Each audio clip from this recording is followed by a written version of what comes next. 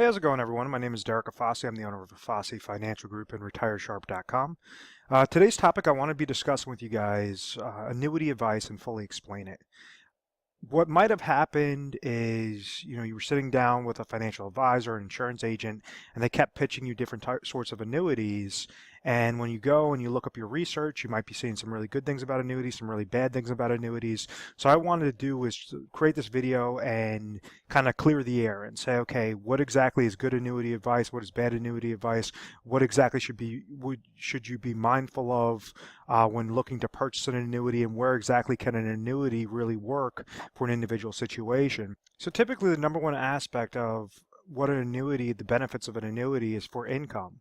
So when an individual is gearing up for retirement, they might say, okay, I have assets in my qualified retirement account, such as a 401k, such as IRAs that I've accumulated.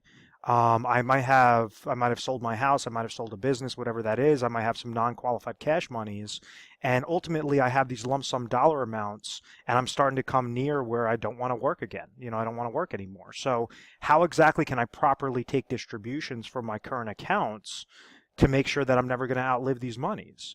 And where, like an example where an annuity could really be a benefit would be if, let's say, somebody has $50,000 worth of expenses in retirement and they're only receiving, $30,000 of Social Security income, and they don't have a pension plan, and all their other monies are now at risk towards speculation, towards variable accounts such as mutual funds, and you're subject to that downward market loss. What an individual could do is say, what is the smallest dollar amount that I could place into a guaranteed insurance contract, such as an annuity, that will produce me this extra $20,000 to live off of each and every year?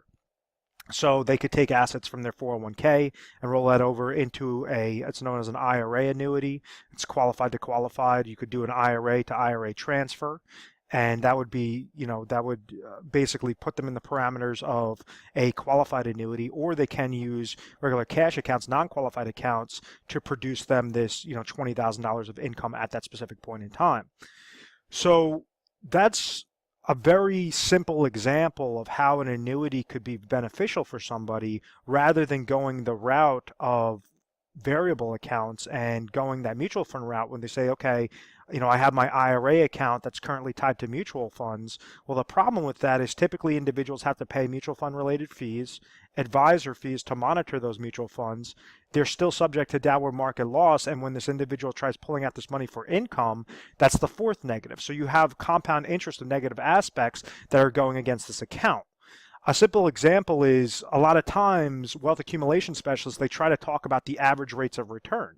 And when it comes to retirement income, and I just cleared up the screen, when it comes to retirement income, you don't want to utilize the average rates of return. You want to see what your actual rate of return is. Because if I was showing you an average rate of return and I said, okay, your account's going to gain 50% the first year, and then your account's going to lose 50% the second year, the average of this account is going to be what? 0%.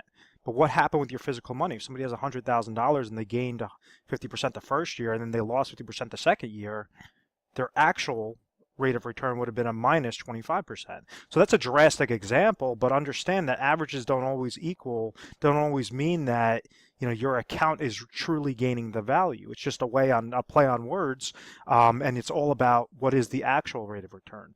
So if you have an example where somebody's paying 1% in mutual fund related fees, 1% in advisor fees, the market takes a 10% hit, and this individual's taken out 5% of their monies, and they had $100,000. Well, they would have taken out $5,000, and let's say that mutual fund fees were $1,000, advisor fee was $1,000, took a $10,000 hit, and you took out $5,000.